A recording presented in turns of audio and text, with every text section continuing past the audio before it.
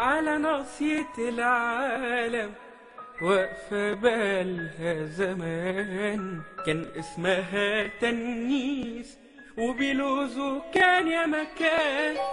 بين القناة والبحر اتولدت من جديد مدينة عبقرية، وهي دي بورسعيد. على ناصية العالم واقفة بالها زمان، كان اسمها تنيس وبلوزه كان يا مكان.